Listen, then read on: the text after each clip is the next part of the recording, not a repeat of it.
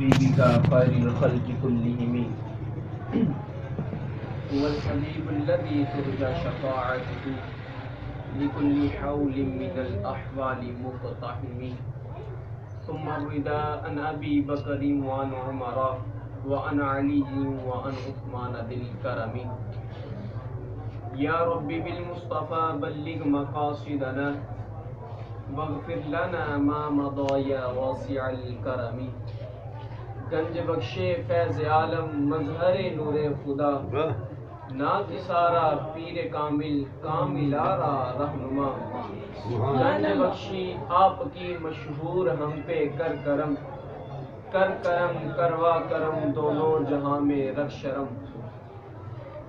اللہ جل جلالہ و اتم برہانہ کی حمد و ثنا کے بعد محبوب کبریا جناب محمد مصطفیٰ صلی اللہ علیہ وسلم کی بارگاہ میں نذرانہ پیش کرنے کے بعد نہایت ہی واجب الاحترام عزیزان گرامی قدر ہماری خوش نصیبی ہے کہ آج جس ولی کامل کے سلسلے میں ہم جمع ہو کر ان کا ذکر کر رہے ہیں، اس کی شان یہ ہے کہ اللہ تبارک و تعالیٰ نے اپنے ولیوں کا ذکر خود قرآن پاک میں ارشاد فرمایا، اور جب اللہ تبارک و تعالیٰ کے فرشتے سیاح یعنی سیر کرنے والے فرشتے جب سیر کرتے ہیں تو ذاکرین جو ذکر کرنے والے ہوتے ہیں وہ ان کے اندر تشریف فرما ہو جاتے ہیں، اور جب ذاکرین ذکر کرنے والے اپنی جگہ سے منتشر ہو جاتے ہیں دعائیں لے کر، دعائیں مانگ کر منتشر ہو جاتے ہیں، تو فرشتے ایک دوسرے کو مبارکباد دیتے ہیں کہ خوشخبری ہو، مبارک ہو کہ یہ جو لوگ ذکر کرنے والے تھے یہ مغفرت کے ساتھ واپس لوٹ رہے ہیں۔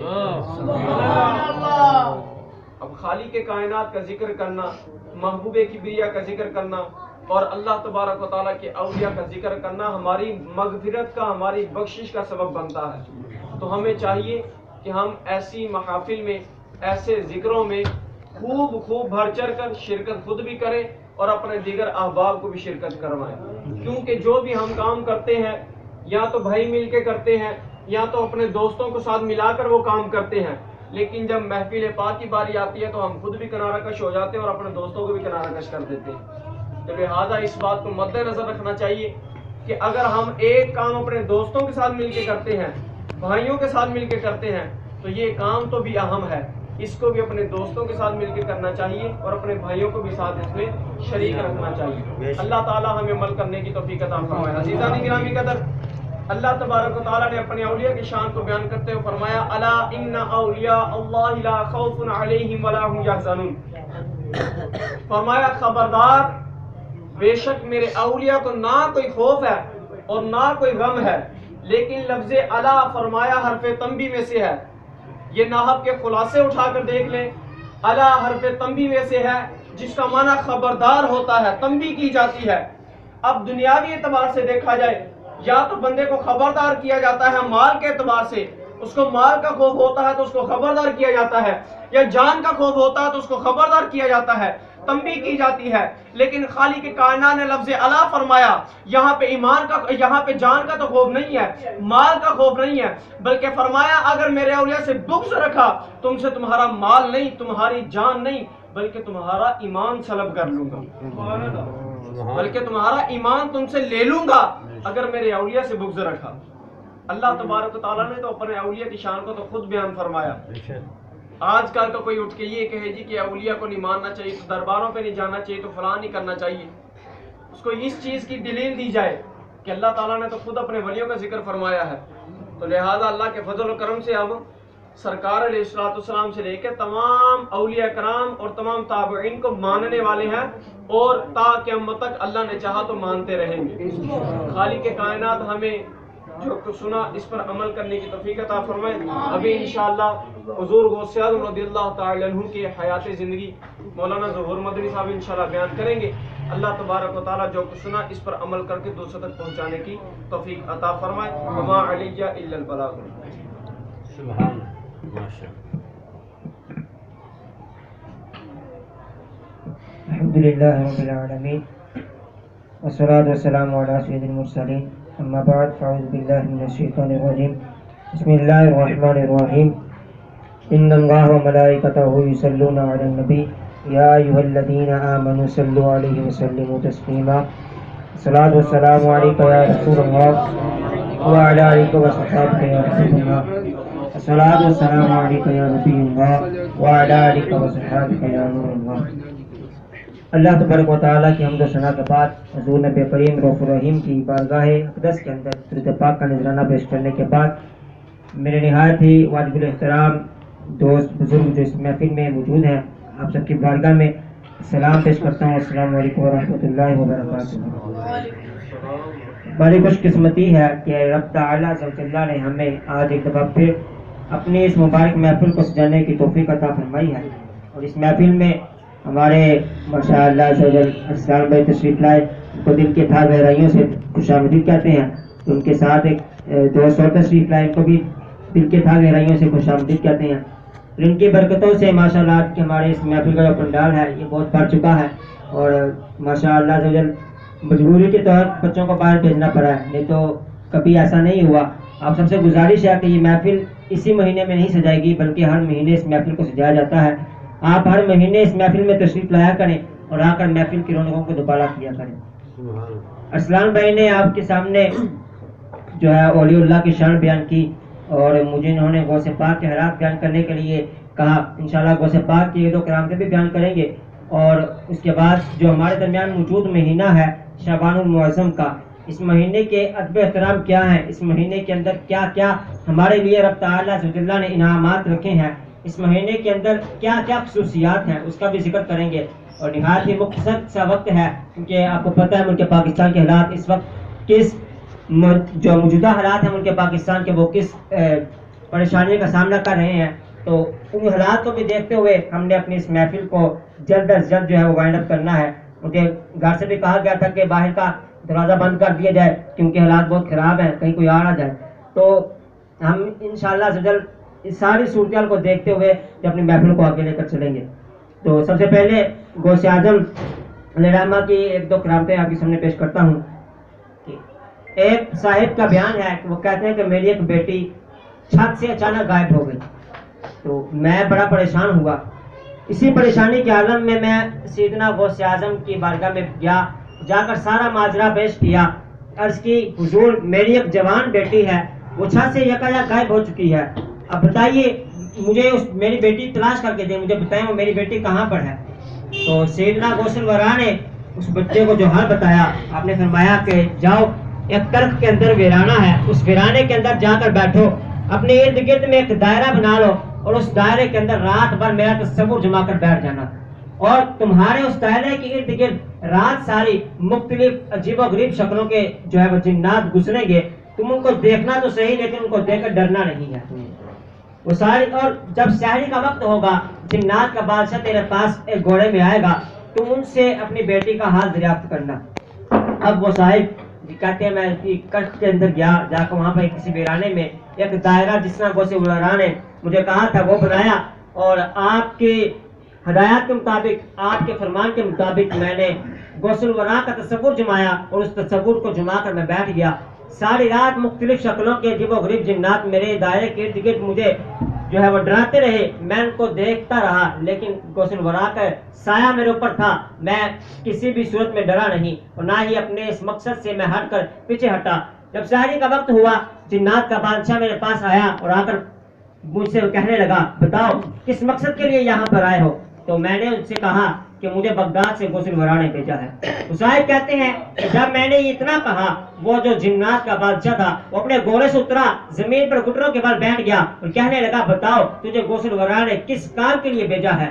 میں نے اپنا سارا ماجرا پیش کیا کہ میری بیٹی یکایک جو ہے وہ چھت سے غائب ہو چکی ہے, مجھے میری بیٹی تلاش کر کے دو. اب جنات کے بادشاہ نے اعلان کیا کہ غوث الورا کے شہر کے اندر سے اس لڑکی کو کون اٹھا کر لایا ہے. تھوڑی دیر کے بعد جنات نے ایک چینی جن کو حاضر کیا تو جنات کے بادشاہ نے کہا کہ بتا تم نے اس لڑکی کو غوث الورا کے شہر سے کیوں جو ہے اٹھایا. تو جنات کا وہ جو چینی جن تھا اس نے کہا کہ مجھے اس لڑکی کے اوپر عشق آ گیا تھا, میں لڑکی کے اوپر عاشق ہو گیا تھا, اس لیے میں نے لڑکی کو اٹھا لیا. تو اس جنات کے بادشاہ نے مجھے میری بیٹی میرے حوالے کر دی اور اس چینی جن کی گردن اڑانے کا حکم دے دیا. میں نے اپنی بیٹی جب اپنی بیٹی کو اپنے پاس پایا تو میں نے جنات کے بادشاہ سے کہا سبحان اللہ عز وجل، ایسا معلوم ہوتا ہے کہ جیسے آپ غوث الورا کے بہت چاہنے والے ہیں. تو جنات کے بادشاہ نے کہا کہ ہم غوث الورا کے بے حد چاہنے والے ہیں. اگر اللہ سے اللہ کو کوئی ولی کوئی کتب ہماری طرف نظر کرتا ہے تو ہم تھر تھر کانپنا شروع ہو جاتے ہیں. تو میرے پیر و مرشد نے اس واقعے کو اپنے شعر کے اندر قلم بند کیا. آپ فرماتے ہیں تھر تھراتے ہیں سبھی جنات تیرے نام سے، دبدبا ہے یا تیرا غوث اعظم دستگیر. کتنا دبدبا ہے، کتنا روب ہے آپ کا کہ آپ کی حکومت صرف انسانوں کے دلوں پر نہیں، انسانوں کے اوپر نہیں بلکہ جنات کے اوپر بھی آپ کا روب اور دبدبا چلتا ہے. جنات بھی آپ کے نام سن کر تھر تھراتے ہیں، کانپتے ہیں. اسی طرح ایک شاعر فرماتے ہیں کہ ہم جمعے کے وقت میں جا رہا تھا تو راستے کے اندر میں نے دل میں یہ خیال کیا کہ آگے جب میں غوث الورا کے ساتھ ہوتا ہوں تو لوگوں کا ہجوم اتنا ہو جاتا ہے کہ سلام و مصافحہ کرنے والے اتنے ہو جاتے ہیں، گزرنا مشکل ہو جاتا ہے. لیکن آج حضرت کی طرف کوئی متوجہ ہی نہیں ہو رہا. کہتا ابھی یہ دل میرے خیال میں ہی تھا، میں نے غوث الورا سے کچھ بھی نہیں کہا، میں نے نہ ہی زبان سے کوئی الفاظ ادا کیے ہیں. اتنے میں دیکھتا ہوں کیا ہوں، ادھر سے جھنڈ کے جھنڈ آ رہے ہیں، ادھر سے جھنڈ کے جھنڈ آ رہے ہیں اور غوث الورا سے مسافے کے لیے آ رہے ہیں. تو میں نے پریشانی کے عالم میں کہا کہ اس سے تو وہ پہلے والا حال بہتر تھا جس میں میں اور غوث الورا تنہا جا رہے تھے. تو اتنے میں غوث الورا میری طرف دیکھ کر مسکرائے اور کہنے لگے صاحب پریشان کیوں ہو گیا ہے؟ تجھے نہیں پتا کہ لوگوں کے دل میری مٹھی کے اندر ہے، جب چاہوں اپنی طرف کھینچ لوں، جب چاہوں ان کو چھوڑ دوں. سرکار ولایت، سرکار ولایت، اللہ کی نعمت، اللہ کی نعمت، ولیوں پہ حکومت، سردار ولایت. تو یہ مرتبہ، یہ شان، یہ دبدبا جو ہے یہ غوث الورا کو عطا کیا گیا. اور آپ فرماتے ہیں میرا جو قدم ہے یہ سارے اولیاء اللہ کی گردنوں پر ہے. آپ کا یہ فرمانا بغداد کے اندر تھا، لیکن پوری دنیا میں جہاں جہاں پر بھی لوگ علماء کرام اولیاء کرام جو موجود تھے سب نے اپنی گردنوں کو جھکا لیا اور کہا لبیک، ہم حاضر ہیں، آپ کا سر، آپ کا قدم ہماری گردنوں پر ہے. اور خواجہ معین الدین چشتی آپ نے اپنے سر کو زمین کے ساتھ لگا دیا، کہنے لگے آپ کا قدم ہماری گردنوں پر نہیں بلکہ میرے سر کے اوپر. اب یہ غوث الورا کے حالات و واقعات آپ کے سامنے پیش کیے. اب چند وقت کے اندر 5-6 منٹ شعبان المعظم کا جو مہینہ ہمارے درمیان موجود ہے اس کے فضائل آپ کے سامنے بیان کرتا ہوں. پیارے آقا صلی اللہ تعالیٰ علیہ وآلہ وسلم نے ارشاد فرمایا کہ شعبان میرا مہینہ ہے. اس مہینے کو پیارے آقا نے اپنا مہینہ فرمایا تو اس کی عظمتوں اور برکتوں کے لیے اتنا ہی کافی ہے کہ رسول اللہ نے اس کو اپنا مہینہ فرما دیا. لیکن حضور سیدنا غوث الورا جن کی 11ویں کے لیے ہم آج یہاں پر بیٹھے ہوئے ہیں وہ فرماتے ہیں شعبان کے اندر 5 الفاظ ہیں. کتنے لفظ ہیں؟ شین، عین، با، الف اور نون. فرماتے ہیں شین سے مراد ہے شرف، بزرگی، اور عین سے مراد ہے علو، بلندی، اور با سے مراد ہے بر یعنی احسان، بلائی، اور الف سے مراد ہے الفت، نون سے مراد ہے نور. یہ 5 چیزیں جو ہیں یہ رب تعالیٰ عز و جل شعبان کے مہینے میں اپنے بندوں کو عطا کرتا ہے. ایک مہینے کے اندر رب تعالیٰ کا شرف بھی مل رہا ہے، رب تعالیٰ بندے کو عزت و مرتبہ بھی دے رہا ہے، رب تعالیٰ بندے کے اوپر احسان بھی کر رہا ہے، اپنی الفت کے اندر بھی بندے کو لے لیتا ہے اور اپنے نور سے بھی بندے کو منور کر دیتا ہے. تو مزید فرماتے ہیں کہ جب شعبان کا مہینہ آتا ہے تو یہ شعبان کے اندر جو نیکیوں کے دروازے رب تعالیٰ کھول دیتا ہے، اپنی رحمتوں کے دروازے کھول دیتا ہے، اپنے بندوں پر احسانات کے دروازوں کو کھول دیتا ہے. اور یہ مہینہ جس کو آقا نے اپنا مہینہ کہا ہے، یہ مہینہ حضور نبی کریم رؤوف الرحیم کی بارگاہ کے اوپر کثرت کے ساتھ درود پاک پڑھنے کا مہینہ ہے. ویسے تو درود پاک ہمیں ہر مہینے میں پڑھنا چاہیے، زیادہ سے زیادہ پڑھنا چاہیے، اتنی بے شمار برکتیں ہیں درود پاک کی. لیکن بالخصوص فرمایا گیا کہ جو شعبان المعظم کا مہینہ ہے یہ کثرت کے ساتھ پیارے آقا صلی اللہ تعالیٰ علیہ وسلم کی بارگاہ کے اوپر درود پاک پڑھنے کا مہینہ ہے. اور اس مہینے کے اندر ابھی آج اس کی 11 تاریخ ہے، 19 دن اس کے تقریباً ہمارے پاس باقی ہیں. ہم سب آج اس محفل میں نیت کریں کہ جتنے 19 دن ہمارے پاس باقی ہیں اس میں زیادہ نہیں کم از کم ڈیلی کے 100 مرتبہ درود پاک پڑھ کے جب 30 शबानुल मुअज़्ज़म हमारे पास आए तो वो 1900 का जो दुरूद पाक का तोहफा होगा हम प्यारे आका की बारगाह में पेश करें। यकीनन हमारे आका अलैहिस्सलाम हमारे दुरूद पाक को सुनते हैं। नबी करीम की हदीस मुबारका का मफ़हूम है, आप फरमाते हैं कि तुम जहाँ पर भी हो मुझ पर दुरूद पाक करो, बेशक तुम्हारा मुझ पर दुरूद पाक पढ़ना मुझ तक पहुँचता रहता है। और इस महीने की जो एक खास बरकत वाली रात है 15 शबानुल मुअज़्ज़म की रात, इस रात की बड़ी फजीलतें हैं और इस रात के अंदर हमारे पिछले साल के नामा माल रब ताला की बारगाह में पेश किए जाते हैं और आइंदा साल के अहदाफ हमें दिए जाते हैं। फरिश्तों को अहदाफ दे दिए जाते हैं कि इस साल के अंदर किस किस बंदे की तुमने रूह कब्ज करनी है, किस बंदे को तुमने रिस्क के अंदर फराखी देनी है, किस बंदे के रिस्क के अंदर तंगी कर देनी है, किसने इस साल के अंदर हज करना है, किसने इस साल के अंदर उम्रा करना है, किसने इस साल के अंदर मरना है, किसने पैदा होना है। ये सारे फैसले इस एक रात में लिख दिए जाते हैं। प्यारे आका सल्लल्लाहु ताला अलैहि वसल्लम ने फरमाया कि बहुत से नाजुक फैसले इस रात में हो जाते हैं, लेकिन बंदे इस महीने से इस रात से गफलत में पड़े हुए हैं, बंदे इस रात से गाफिल हैं, बंदों को इस रात का इल्म नहीं है। प्यारे आका अलैहिस्सलातु वस्सलाम शबानुल मुअज़्ज़म के अंदर कसरत से रोजा रखा करते थे, कसरत के साथ इबादत किया करते थे।